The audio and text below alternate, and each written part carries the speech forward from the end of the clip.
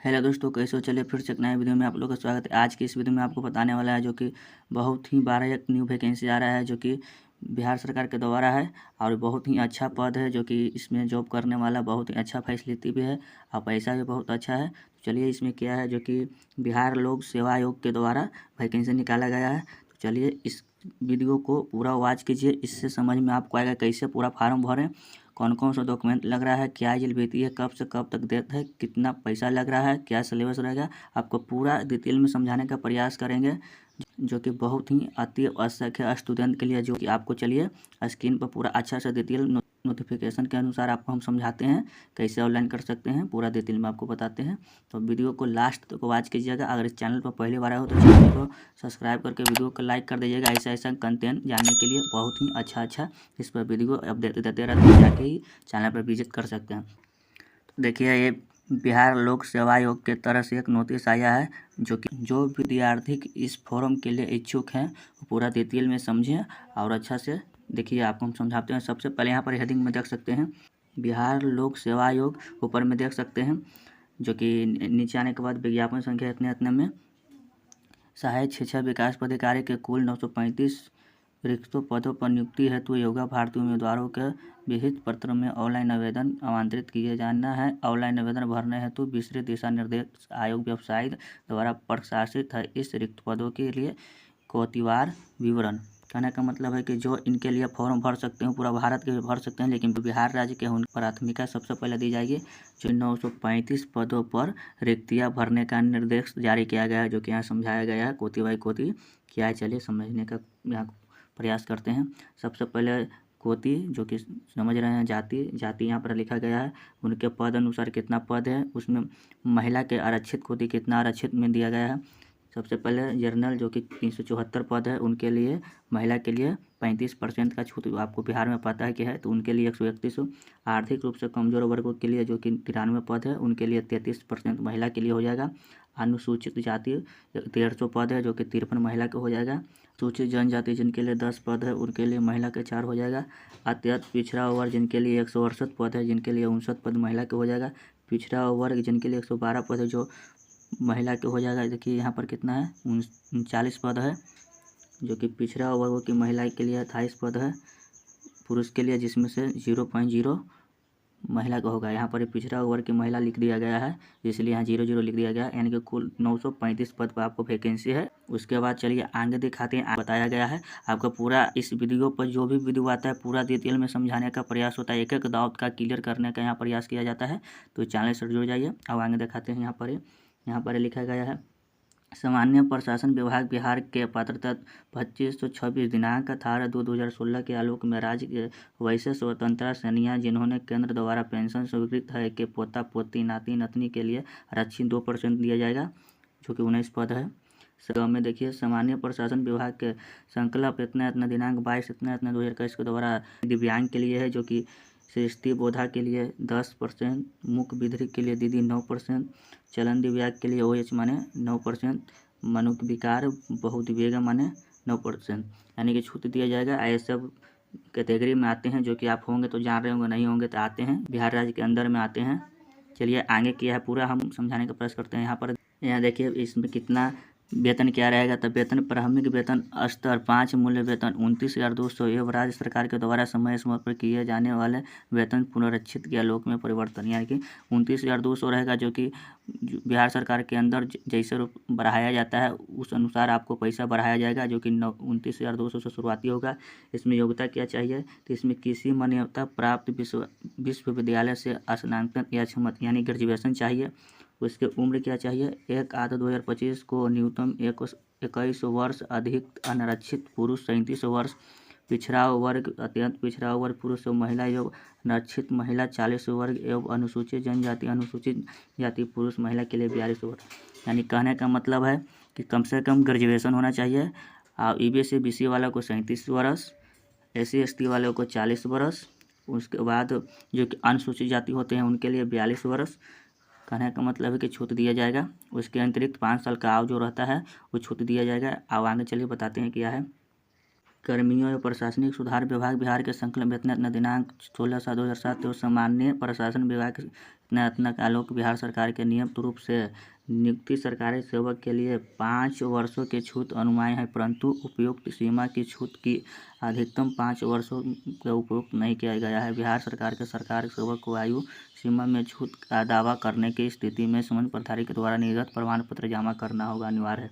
कहने का मतलब है कि जितना ऊपर बताया जाएगा उनके हिसाब से 5% के अतिरिक्त छूट मिलेगा, उनके लिए आपको पूर्व दिया जाएगा, जो कि पूर्व प्रमाण पत्र बताया गया है। निर्गत प्रमाण पत्र आपको देना पड़ेगा। उसके आगे यहाँ पर आइए, यहाँ पर दिखाते हैं आपको इसमें चयन प्रक्रिया क्या रहेगा। विज्ञापित पदों के विरोधी नियुक्ति है तो सुयोग्य उम्मीदवारों के चयन के लिए लिखित परीक्षा होगा, जो कि वस्तु यानी ऑब्जेक्टिव का क्वेश्चन होगा, आयोजित किया जाएगा। इसके समक्ष नहीं किया जाएगा, इसमें इंटरव्यू नहीं है। कर्मियों प्रशासनिक सुधार विभाग बिहार के संकल्प इतना दिनांक 16/7/2007 एवं सामान्य प्रशासन विभाग के संकल्प विज्ञापन इतना 2021 के अनुसार लिखित परीक्षा में शामिल सामान्य वर्ग के उम्मीदवारों के लिए 40%, पिछड़ा वर्ग के उम्मीदवारों के लिए 36.5%, अत्यंत पिछड़ा वर्ग के उम्मीदवारों के लिए 34% एवं अनुसूचित जाति जनजाति महिलाओं तथा रिक्त दिव्यांग उम्मीदवारों के 32% न्यूनतम अंक प्राप्त करना होगा।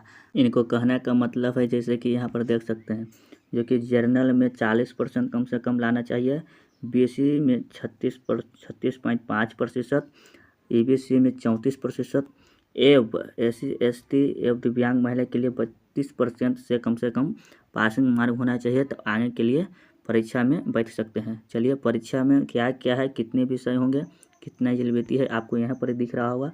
देखिए, दिखाने का कोशिश कर रहे हैं यहाँ पे। परीक्षा की संख्या, प्रश्न कितना रहेगा, कितना समय मिलेगा। सामान्य इसमें 2 होगा, सबसे पहले 1 पड़ेगा जिसमें 2 होगा।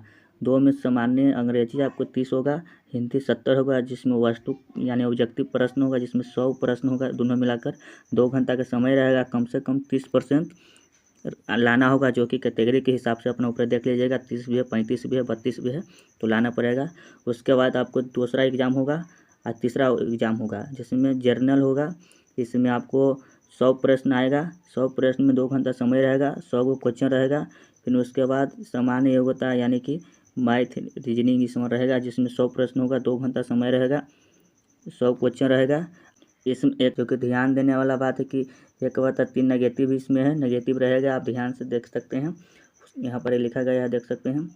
और जो बता दें, इसमें 3 भाग में एग्जाम होगा, जो कि सबसे पहले 100 प्रश्न होगा, जिसमें 30% लाना अनिवार्य है। उसके बाद तीसरा में बैठने का मौका मिलेगा, बताएंगे कितने लाना है। उसके बाद यहाँ नीचे आइए, नीचे आने के बाद पाठ्यक्रम यानी कि कौन सा विषय में कहाँ से क्वेश्चन आएगा वो भी बता देते हैं। जैसे में सामान्य भाषा में सामान्य अंग्रेजी और सामान्य हिंदी प्रश्न इस तरह के होंगे कि अभ्यर्थी की भाषा संबंधित प्रयोग समझदारी की जांच की जाएगी, जो कि उनको दिमाग का जांच किया जाएगा, जो स्टूडेंट एग्जाम देंगे उनको जांच किया जाएगा। उसके बाद सामान्य अध्ययन में सामान्य अध्ययन विज्ञान, राष्ट्रीय तथा अंतर्राष्ट्रीय महत्व की सामुदायिक घटनाएं, भारत का इतिहास तथा बिहार के इतिहास के प्रमुख विशेषताएं, सामान्य भूगोल, बिहार के प्रमुख भौगोलिक प्रशासन, यही समझ रहेगा। आप समझ सकते हैं, पूरा पढ़ लीजिएगा, हम PDF भी दे देंगे आपको। उसके बाद नीचे आइएगा, नीचे आने के बाद आप देख सकते हैं यहाँ पर सामान्य योग्यता, इसमें संख्या पद्धति से संबंधित प्रश्न, पूर्ण संख्याओं का आकलन, दशमलव, विभिन्न संख्याओं, प्रतिशत, मूलभूत अंक, गणित, सक्रिय पढ़ सकते हैं, अनुपात इसमें सब है, ब्याज सब रहेगा इसमें। नीचे आइए और ऊपर अपने बढ़िया से पढ़ लीजिएगा। उसके बाद यहाँ देखिए लिखा गया है, लिखित परीक्षा के उपरांत दस्तावेज सत्यापन आयोजित की जाएगी। अभ्यर्थियों को ऑनलाइन आवेदन किए गए दावा के अनुसार सभी वांछित प्रमाण पत्रों की मूल प्रति के साथ उपस्थिति होना अनिवार्य है। यानी एग्जाम देने जाइएगा तो जो फॉर्म भरते समय आप डॉक्यूमेंट बताए हैं, डॉक्यूमेंट का जीरोक्स यानी फोटो कॉपी लेके जाना है। एग्जाम सेंटर पर पहले ही बता दिया गया है। जिसके बाद मेगा सूची लिखित परीक्षा प्रमाण पत्रों के आधार पर आयोग अंतिम चयन हेतु मेगा सूची तैयार करेगा। लिखित परीक्षा के प्रमाण समान होने की स्थिति में सामान्य अध्ययन विषय के प्राप्त के अनुसार मेगा क्रम निर्धारित होगी। कहने का मतलब कि जो हिंदी इंग्लिश वाला बताया है यहाँ पर ही, हिंदी इंग्लिश वाला जो बताया है यहाँ पर ही, ये सिर्फ क्वालिफिकेशन पास करने के लिए, बाकी ये दोनों में आपको इसी के आधार पर आपको मेरिट लिस्ट लगने वाला है, जो फाइनल होगा, इंटरव्यू इसमें नहीं है। उसके बाद नीचे आते हैं, नीचे आने के बाद यहाँ पर देखते हैं अनारक्षित में बताया गया है, जो कि बिहार का निवासी होना अनिवार्य है, जो कि EBC के लिए क्रिमिनल सर्टिफिकेट चाहिए। आरक्षण के लिए ऑनलाइन आवेदन पत्र, इंगित कॉल में आरक्षण का दावा नहीं करने पर आरक्षण का लाभ नहीं मिलेगा। एवं आरक्षण का लाभ राज्य सरकार के प्रचलित आरक्षण नियमों के अनुसार और राज्य सरकार के सहमत प्राधिकारी के प्रमाण पत्र चाहिए। यानी कि आरक्षण लेना तो प्रमाण पत्र चाहिए। जैसे में आरक्षण के लाभ उन्हीं उम्मीदवारों को मिलेगा जिनका अस्थायी निवास बिहार राज्य में है, अर्थात जो बिहार के मूल निवासी हैं। बिहार राज्य के बाहर से निवासी अभ्यर्थियों को लाभ देना नहीं होगा। आवेदन में दिया गया अस्थायी पता ही आरक्षण प्रयोग के लिए अस्थायी निवासी अनुमान होगा। उपरोक्त आरक्षण के उम्मीदवारों के लिए अस्थायी निवासी प्रमाण पत्र प्रस्तुत करना पड़ेगा, जो कि बिहार के स्टूडेंट के लिए है। बिहार के स्टूडेंट के लिए वार्षिक प्रमाण पत्र वहाँ पर ही परीक्षित करने पड़ेगा। और बिहार से बाहर जो भरेंगे उनके आरक्षित नहीं मिलेगा, जो कि बिहार के राज्य के अंदर ही जो है उनका ही आरक्षित का लाभ मिलेगा। उनके बाद यहाँ भी देखिए उसके बाद यहाँ भी लिखा गया है अनुसूचित जाति एवं अनुसूचित जनजाति उम्मीदवारों को निम्नलिखित प्रमाण पत्र जमा करना अनिवार्य है, क्योंकि जमा करना जाति प्रमाण पत्र, अस्थायी निवास, मूल निवास प्रमाण पत्र, पिछड़ा वर्ग यानी अत्यंत पिछड़ा वर्ग यानी EBC BC को क्रिमिनल लेयर रहित प्रमाण पत्र जमा करना अनिवार्य है, जो कि आप समझ रहे हैं। उसके बाद नीचे आरक्षित लेने के लिए वही बताया गया है कि आरक्षित बिना प्रूफ के नहीं मिलेगा। आपको प्रूफ चाहिए कौन सा जाति से हैं, कहाँ से हैं। उसके बाद नीचे आने के बाद यहाँ पर देख सकते हैं। देखिए आरक्षण लेने के लिए बहुत ही बिहार में हमला चलता है। उसके लिए पहले ही बता दिया गया, आरक्षित कोटि के उम्मीदवारों अपनी जाति के अनुरूप पूर्ण रूप से संतुष्ट होने में पहचाती हैं। आरक्षण का कोटि का आपको लाभ मिलेगा। ऑनलाइन आवेदन के संबंधित कॉलम में करेंगे एवं ऑनलाइन आवेदन भरते समय उनके पास आरक्षण कोटि के अनुरूप सहमत प्राधिकार के निर्गत प्रमाण पत्र उपलब्ध होना अनिवार्य होगा। यानी कि फॉर्म भरते समय अपना जाति बताइएगा, अपलोड करिएगा, तभी मान्य होगा, नहीं तो मान्य बाद में बोलिएगा कि हम ये जाति हैं तो नहीं मान्य होगा। उसके बाद देखिए कॉलम में बताया गया है कौन जाति का कौन सा नाम धरा जाएगा। देखिए ऊपर आइए थोड़ा सा समझा देते हैं। आरक्षित कोटि ऑनलाइन आवेदन में आरक्षित कोटि 1, जैसे आरक्षित अनरिजर्व जो कि UR से आते हैं उनके लिए कोड रहेगा 1, इसी से पता चलेगा। अनुसूचित जाति जो कि शेड्यूल कास्ट होते हैं उनके लिए AC आते हैं, AC के लिए 2 कोटि रहेगा, जो कि कोड नंबर 2 रहेगा। SD के लिए कोड नंबर 3 रहेगा, EBC के लिए कोड नंबर 4 रहेगा, BC के लिए 5 रहेगा, BCL माने 6 रहेगा, IWS माने 7। आपको जब फॉर्म भराएगा, फॉर्म भराते समय A वाला का प्रयोग होगा। और उसके बाद आप फॉर्म भर लीजिएगा, जब ऊपर में जाएगा तो कोटि खुद से आपको मान्य होगा, वही आप ऊपर जाइएगा तो चलेगा। उसके बाद यहाँ देखिए नीचे आने के बाद यहाँ देख सकते हैं। नीचे आइए, नीचे आने के बाद आपको पूरा बताते हैं। ऑनलाइन करने का प्रक्रिया यहाँ पर देख सकते हैं। ऑनलाइन आवेदन भरने के क्रम में अभ्यर्थियों की कतिपय सूचना सिर्फ डाटाबेस धारित करने हेतु ली जाती है। अगर उक्त सूचना में संबंधित किसी प्रकार के छूट विज्ञापन के अंकित नहीं है तो उसका दावा न तो मान्य, यानी कि जो फॉर्म भरते समय जो दिए हैं वही मान्य होगा, उसके बाद कोई मान्य नहीं होगा। उसके बाद आयोग दस्तावेज सत्यापन के समय क्या क्या लगेगा। मैट्रिक प्रमाण पत्र लगेगा, जो जन्म तिथि के आधार पर सही होना चाहिए। सबसे पहले बता दिए जो कि ग्रेजुएशन लेवल के ही फॉर्म भरा रहा है तो उसके लिए ग्रेजुएशन का प्रमाण पत्र या अंक पत्र चाहिए। पिछड़ा वर्ग अत्यंत पिछड़ा वर्ग उम्मीदवारों के लिए क्रिमिनल लेयर रहित प्रमाण पत्र चाहिए। अनुसूचित जाति एवं अनुसूचित जनजाति उम्मीदवारों के लिए एवं जाति प्रमाण पत्र, निवास प्रमाण पत्र, महिला उम्मीदवारों के लिए पिता के नाम एवं पता से निर्गत होना चाहिए, यानी एड्रेस होना चाहिए पिताजी का। देखिए वही बात यहाँ भी लिखा गया है। बिहार राज्य के स्थानीय निवास आरक्षित वर्ग के महिला उम्मीदवारों के लिए पिता के नाम एवं पता निर्गत अस्थायी निवास प्रमाण पत्र होना चाहिए, यानी निवास प्रमाण पत्र जो बनेगा जो पिता के नाम से बनेगा। उसके बाद यहाँ नीचे आते हैं। नीचे आने के बाद आपको पूरा देखिए पूरा बताने की कोशिश किए हैं। एक समझाने, वीडियो लंबा होगा लेकिन आप पूरा समझ जाइएगा। पहचान पत्र में फोटो युक्त जैसा कि आवेदन में दावा किया हो, हालांकि खींचा हुआ 4 पासपोर्ट आकार 4 फोटो, लिखित परिचय है तो भरे गए ऑनलाइन आवेदन की प्रति, उपयुक्त प्रमाण पत्र दस्तावेज सत्यापन के समय मूल प्रस्तुत करना अनिवार्य होगा। जो कि जितना हम बता रहे हैं सभी उस समय आपको वहाँ पर ही करना अनिवार्य होगा। चलिए अच्छा बात है, पहले ही बता दिया। इसके लिए आप फॉर्म भरने में फी कितना जमा कर सकते हैं तो सामान्य प्रशासन विभाग के इतने संख्या लोग के प्रत्येक अभ्यर्थी के मात्र 100 रुपया लगने वाला है। सभी बिहार के राज्य के सभी वर्गों के लिए मात्र 100 रुपया लगने वाला है। उसके बाद अभ्यर्थियों की उपरोक्त परीक्षा शुल्क के अतिरिक्त विभिन्न बैंकों द्वारा निर्धारित चार्ज भी देना होगा, जिसे ऑनलाइन भुगतान के क्रम में बैठा द्वारा स्वतः बैंक चार्ज के रूप में ले लिया जाएगा। वैसे अभ्यर्थी जिनका द्वारा ऑनलाइन आवेदन में पहचान पत्र के रूप में आधार संख्या अंकित नहीं किया है उन्हें बायोमेट्रिक फ़ी के लिए 200 रुपया अलग से देने पड़ेगा। जो कि जो फॉर्म भरते समय आधार कार्ड वेरीफाई नहीं करे उनके लिए अलग से 200 रुपये बायोमेट्रिक के लिए देने पड़ेगा, नहीं तो सिर्फ 100 रुपये लगने वाला है। अब आवेदन कब से कब कर सकते हैं ये भी सबसे महत्वपूर्ण है।